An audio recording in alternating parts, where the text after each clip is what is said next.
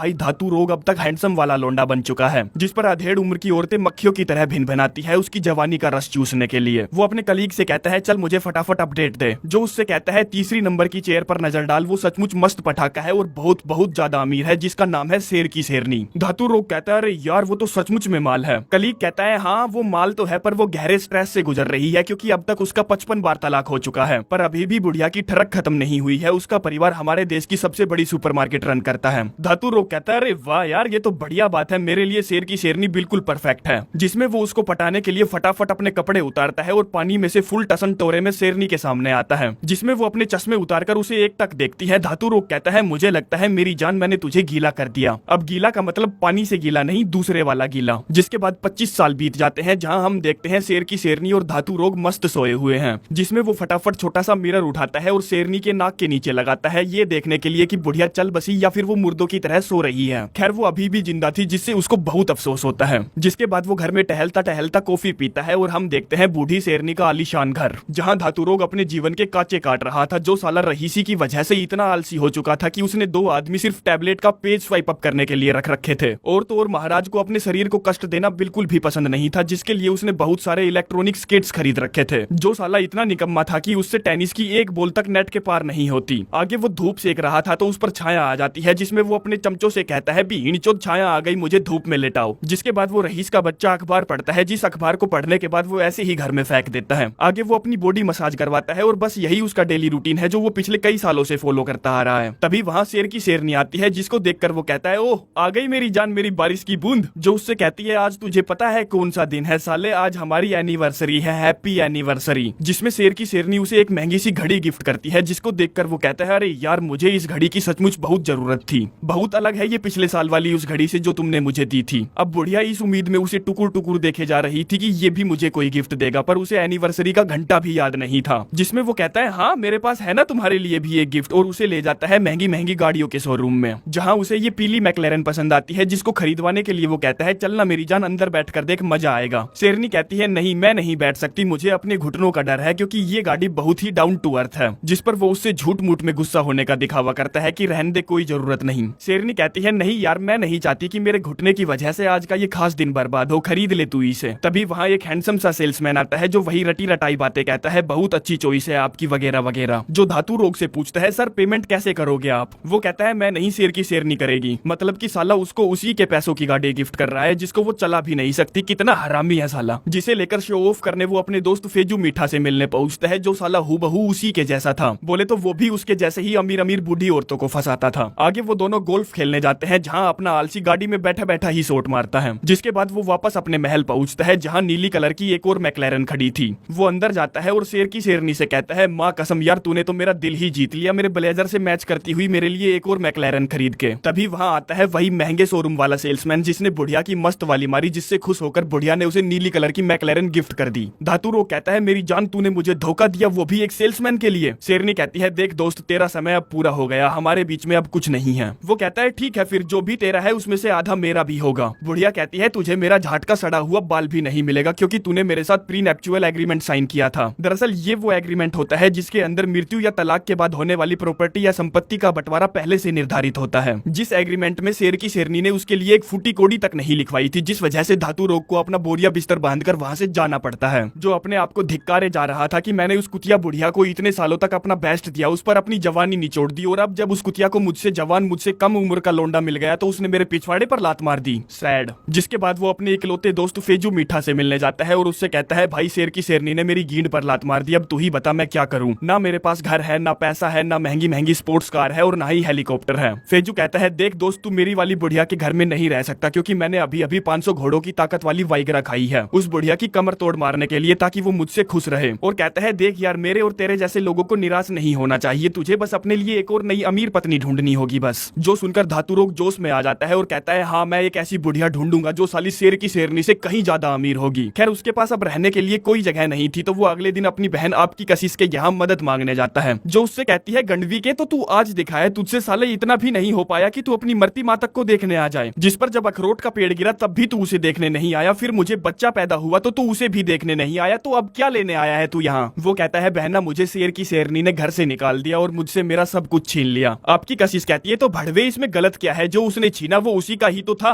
वो कहता है हाँ बात तो तेरी सही है, पर उस कमीनी ने वो कार भी मुझसे छीन ली जो मैंने उसके लिए खरीदी थी उसके पैसों से। देख मेरी बहना, मैं बहुत परेशान हूँ, क्या मैं तेरे साथ तेरे घर में रह सकता हूँ? वो कहती है तू साले अपना दिमाग कहीं उस बुढ़िया की गुफा में ही तो नहीं छोड़ आया साले मतलबी। खैर वो उसकी गुद्दी में एक थप्पड़ मारती है और कहती है बस एक दिन, उसके बाद नहीं। और ये सब वो इसलिए कर रही थी क्योंकि वो उसकी बहन जो थी। जिसके बाद वो उसका अपार्टमेंट देखता है और कहता है ये छोटा तो है पर हाँ चल जाएगा, अच्छा है चल जाएगा काम। तभी वो अपने भांजे को देखता है और कहता है अरे वाह यार तुम तो 6 साल के हो गए। भांजा कहता है काहे का मामा है रे तू, 10 साल का हूँ मैं। जिस पर उसकी बहन उसको घूर घूर कर देखती है तो वो कहता है अरे मुझे क्या पता था, और यार तुम लोग छोटी छोटी बात पर सीरियस क्यों हो जाते हो जैसे कोई मर गया हो। भांजा कहता है हाँ मेरा बाप जो मर गया है। वो कहता है मैं जानता हूँ, जो जानकर मुझे बहुत बुरा लगा। भांजा कहता है मामा मैं चिकन राइस खा रहा हूँ, क्या आप खाना चाहते हो? वो कहता है चिकन यार वैसे तो मुझे कुछ खास पसंद नहीं है, पर चल देखते हैं तेरा चिकन। जिसमें वो फटाफट बिना खाने का धन्यवाद किए उसे खाने लगता है। जिस पर उसकी बहन उसका हाथ मरोड़ देती है और कहती है पहले प्रार्थना कर।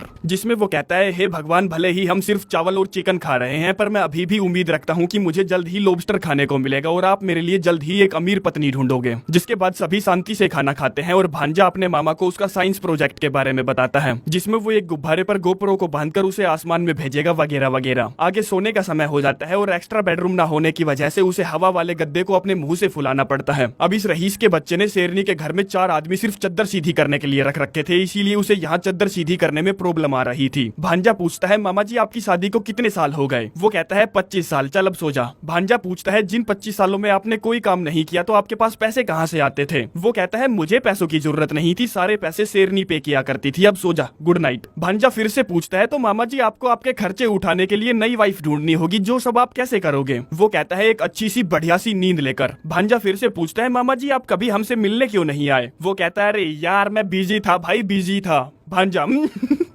भांजा कहता है आप किस चीज में बिजी थे? आपने अभी तो कहा आप कोई काम नहीं करते थे, बस मुफ्त की रोटियां तोड़ा करते थे। जिस सबसे उसको गुस्सा आ जाता है तो वो जोर जोर से इमरजेंसी इमरजेंसी चिल्लाने लगता है, जिसमें तभी उसकी बहन लठ लेकर आती है। वो कहता है मैं यार सोने की कोशिश कर रहा हूँ और तेरा बेटा मुझसे लगातार बात पे बात किया जा रहा है, क्या मतलब है ये? आपकी कशिश कहती है बे साले मुझे लगा कोई लुटेरा घर में घुस आया है। वो कहता है हाँ, और वो लुटेरा तेरा बेटा है जो मेरी नींद लूट रहा है। जिसमें वो उन दोनों को गुस्से में धमकाकर दूसरे कमरे में सोने चली जाती है। इतने में ही उस हवाई गद्दे से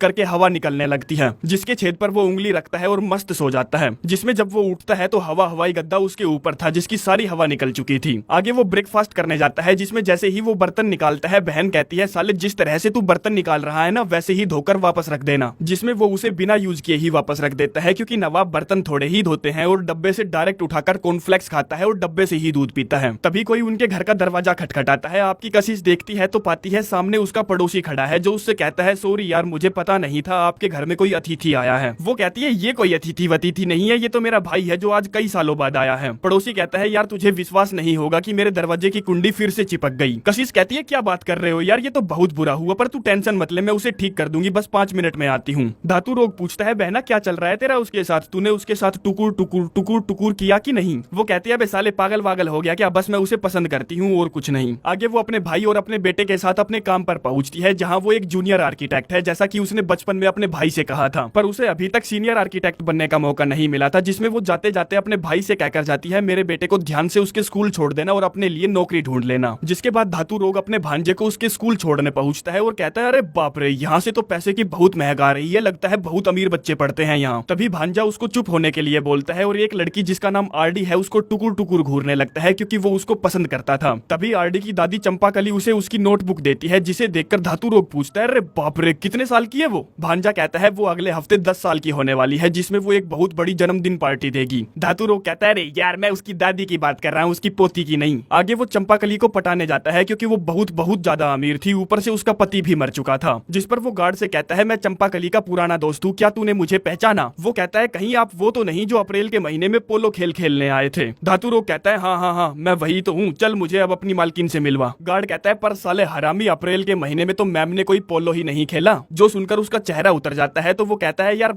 मई में खेला होगा। गार्ड कहता है नहीं, उन्हें पोलो खेलना नहीं आता और पसंद भी नहीं है। जिस पर अपना बचाव करने के लिए वो कहता है अरे यार मुझे शायद कोई वहम हो गया था, मैंने उन्हें कोई और समझ लिया, सॉरी मेरी गलती है। जिसके बाद वो अपने दोस्त फेजू मीठा के पास कॉल करता है और कहता है मुझे मेरी नई अमीर पत्नी मिल गई जिसका नाम है चंपाकली। वो कहता है क्या चंपाकली, भाई वो तो शेर की शेरनी से 10 गुना ज्यादा मोटी पार्टी है। और सुन, आज वो एक चैरिटी फंक्शन में जाने वाली है जिसकी एंट्री फीस $500 है, तो जा मेरे चीते फंसा ले उसे अपने जाल में। अब बेचारे धातु रोग के पास $500 भी नहीं थे, तभी उसको सामने एक दुकान दिखती है जिसका नारा था कि हम आपको $1000 देंगे, बस आपको हमारा एडवर्टाइजमेंट रैप अपनी गाड़ी पर चिपकाना होगा 3 महीनों के लिए। जिसमें वो फटाफट उनके पास जाता है और कहता है, भाई मेरी कार पर अपनी एडवर्टाइजमेंट पन्नी चढ़ा दो और मुझे फटाफट $1000 कैश दो। जो उसको $1000 देते हैं और उसकी बहन की कार पर स्ट्रिप क्लब की पन्नी चढ़ा देते हैं, जिस कार को लेकर वो फटाफट चैरिटी इवेंट में पहुंचता है और देखता है चंपाकली वहां मौजूद है और तो और वहां पर स्विमिंग पूल भी है, जिसे देखकर उसको यकीन हो जाता है कि अब तो चंपाकली फंसेगी ही फंसेगी। आगे वो वहीं पर बनी एक गिफ्ट शॉप पर जाता है जहां से वो एक महंगा सा चश्मा खरीदता है और एक पीली चड्डी खरीदता है जिनके होते हैं $500। फिर वो जाता है वॉशरूम में और अपने आप से कहता है, साले तेरे में आज भी वो जज्बा है, तू चंपाकली की गीली कर देगा। तभी उसका ध्यान जाता है उसके छाती के बालों पर जो कि अब सफेद पड़ चुके थे, जिनको काला करने के लिए उसे वहीं पर रखी दिखती है ब्लैक शू पॉलिश, जिसको वो अपनी छाती के बाल, दाढ़ी के बाल, झाट के बाल में रगड़कर $500 की एंट्री फीस देकर चैरिटी इवेंट में जाकर माचो वाली पोज देता है, जिसमें सभी उसे अजीब निगाहों से देख रहे थे। और जैसे ही चंपाकली की उस पर नजर पड़ती है वो और भी ज्यादा टसन मारने लगता है और अपना चश्मा फेंककर स्विमिंग पूल में जंप करता है।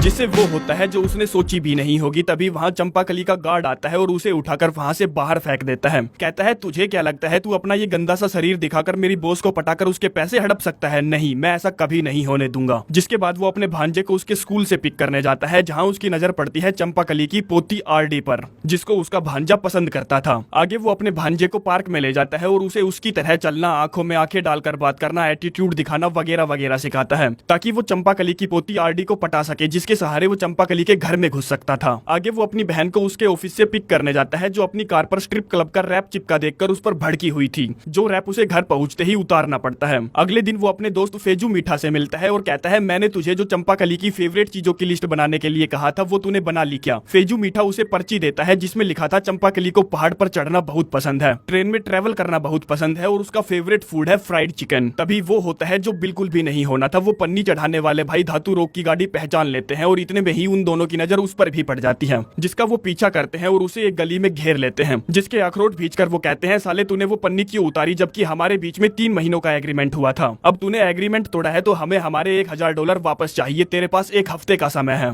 जो बोलकर वो दोनों भाई चले जाते हैं और धातु रोग पहुंचता है दूसरों की गींड गुलामी करने, बोले तो नौकरी करके पैसा कमाने, जिसमें उसकी बॉस है ये आइसक्रीम वाली जो उससे झाड़ू पोछा सब लगवाती है। आगे वो अपने भांजे को स्विमिंग कराने ले जाता है क्योंकि वहाँ चंपाकली की पोती जो आई थी, जिससे भांजा जाकर वैसे ही बात करता है जैसा कि उसके मामा ने सिखाया था, जिससे होता ये है कि आरडी उसे अपनी जन्मदिन की पार्टी में इनवाइट करती है। वहीं आपकी कशिश अपने बॉस को पूरा तेल लगाने की कोशिश कर रही थी कि उसे सीनियर आर्किटेक्ट बना दिया जाए, जिसके वो काबिल भी थी, पर वही है ना, बड़े लोग छोटे लोगों की तरफ बहुत कम ध्यान देते हैं। अब धातु रोग के लिए सब कुछ सही चल रहा था, पर एक दिक्कत हो जाती है जिसमें आपकी कशिश अपने बेटे के साथ आरडी की जन्मदिन पार्टी में जाएगी, जो धातु रोग बिल्कुल भी नहीं चाहता। जिसको रोकने के लिए वो रात के समय अपनी बहन के पड़ोसी से मिलता है और कहता है, मैं चाहता हूँ कि तू मेरी बहन के साथ शनिवार की रात डिनर पर जाए। पड़ोसी कहता है, मैं क्यों पूछूं उससे, उसने मना कर दिया तो? धातु रोग कहता है, वो तुझे पक्का हाँ करेगी, तू एक बार उससे पूछ कर तो देख गधेड़े। जिसमें वो तुरंत ही उनके घर पर आता है और आपकी कशिश को उसके साथ डेट पर चलने के लिए कहता है, जो उसे किसी भी तरह का कोई जवाब नहीं देती और सैड होकर अपने रूम में आंखें खोलकर पड़ जाती है। तभी वहाँ उसका भाई आता है और कहता है, ये बता आखिरी बार तू बाहर कब गई थी? वो कहती है 5 साल पहले, जिसका मतलब ये था कि उसने 5 साल से अपनी तिजोरी का ताला किसी के लिए नहीं खोला। खैर जैसे तैसे करके धातु रोग अपनी बहन को पड़ोसी के साथ डेट पर जाने के लिए मना ही लेता है। जिसके बाद अगले दिन वो अपने काम पर जाता है, जहाँ उसे उसके काम का भुगतान किया जाता है, जो कि था $56। वो कहता है, भी इनकी लिंड बाकी के $1000 कहाँ हैं? आइसक्रीम वाली कहती है, भड़वे के 3 दिन ही तो काम किया है तूने, 3 दिनों के इतने ही मिलते हैं। तभी उसकी नजर पड़ती है सामने खुली स्पा की दुकान पर, जिसका रेट था सिर्फ $50, जिन पैसों को वो अपनी मसाज और बॉडी टैनिंग करने में उड़ा देता है, क्योंकि उसे चंपाकली की पार्टी में हैंडसम जो दिखना था। जो सारे चोचले करवाकर वो घर पहुंचता है और तभी वहाँ पन्नी वाले भाई आते हैं, जो उसको गंदी गंदी गालियां बकते हैं और 2-4 घुसंड भी पिलाते हैं। पर धातु रोग के पास पैसे नहीं थे, जिसमें वो उसके भांजे का गोप्रो उठा ले जाते हैं, जो कि उसके साइंस प्रोजेक्ट के लिए था। जिसके बाद जैसे ही वो दोनों माँ बेटे घर आते हैं तो मामा भांजे तैयार होते हैं, जिसमें वो दोनों सेम ड्रेस पहनते हैं और आपकी कशिश डेट पर जाने के लिए पहनती है काली ड्रेस, जिसमें वो मस्त टोटा लग रही थी। आगे दोनों मामा भांजे बर्थडे पार्टी में पहुंचते हैं, जहां भांजा अपनी माल को देखकर उससे बात करने जाता है और मामा अपनी माल को देखकर उससे बात करने जाता है, जहां वो एक बार फिर से फेजू मीठा की दी हुई पर्ची पर नजर मारता है और कहता है, तुम्हें पता है मेरा पैशन है पहाड़ों पर चढ़ना। बुढ़िया कहती है क्या बात है, मैंने भी बहुत पहाड़ चढ़े हैं पर अब मुझसे नहीं होता। जिसमें वो उसे तेल मारते हुए कहता है अरे यार क्या बात कर रही हो, आप जैसी सुंदर बलवान नारी निश्चय कर ले तो वो कहीं भी चढ़ सकती है। वो कहती है नहीं अब नहीं चढ़ सकती और उसे अपना नकली हाथ दिखाती है जो उसने पहाड़ पर चढ़ते वक्त गवा दिया था, जिसकी वजह से अब वो पहाड़ और पहाड़ पर चढ़ने वालों से नफरत करती है। धातुरोग बात घुमाते हुए कहता है मुझे यार ट्रेन से ट्रेवल करना बहुत पसंद है। तभी बुढ़िया उसे अपना दूसरा हाथ दिखाती है जो उसने ट्रेन हादसे में गवा दिया था। कहती है मुझे ट्रेन से और ट्रेन में ट्रेवल करने वाले दोनों से नफरत है। वो कहता है पर मुझे पक्का यकीन है कि तुम्हें फ्राइड चिकन जरूर पसंद होगा। बुढ़िया कहती है भीषड़ी के तूने कौन सी किताब पढ़ी है, मैं नहीं जानती पर मैं मुर्गियों पर होने वाले अत्याचार के खिलाफ हूँ। जो बोलकर बुढ़िया गुस्से में वहाँ से चली जाती है। वो उसके पीछे पीछे जाता है कि किसी तरह तो पट जा साली। तभी उसको इस पार्टी में अपना दोस्त मीठा दिखता है जिससे वो बात करने जाता है और पूछता है साले तू यहाँ क्या कर रहा है और साले तूने मुझे चंपा कली की सारी इन्फॉर्मेशन गलत क्यों दी। फेजू कहता है क्योंकि यार मैं अपनी वाली बुढ़िया से परेशान हो चुका हूँ, मैं और एक रात उसकी नहीं मार सकता। कल रात जानते हो उसने मेरे साथ क्या किया, उसने मुझे अपने पिता के कपड़े पहनाकर डांस करवाया, इसीलिए मैं भी चंपा कली को पटाकर ऐस मारना चाहता हूँ। जो बोलकर वो चंपा कली से बात करने जाता है तो धातु रोग भी उसके पीछे पीछे दौड़ता है, जहाँ वो दोनों बुढ़िया के साथ डांस करने के लिए जबरदस्ती उसके हाथों को पकड़कर खींचते हैं और उसके हाथ बाहर आ जाते हैं। जिसके बाद वो दोनों उन दोनों हाथों को वापस उनकी जगह पर लगाने की कोशिश करते हैं पर उनसे नहीं हो पाता। आगे वो दोनों आपस में लड़ने झगड़ने लगते हैं जिसमें धातु रोग कहता है साले तू तो मेरा बहुत अच्छा दोस्त था ना, तूने ही मेरी पीठ में खंजर घोंप दिया। तू जानता भी है मैं अपनी बहन के घटिया से छोटे से घर में कितनी मुश्किल से रह रहा हूँ। जो सारी बातें उसका भांजा सुन लेता है। कहता है मुझे तो लगा था कि आपको हमारे साथ मेरे घर में रहना बहुत अच्छा लगता होगा पर मैं गलत था।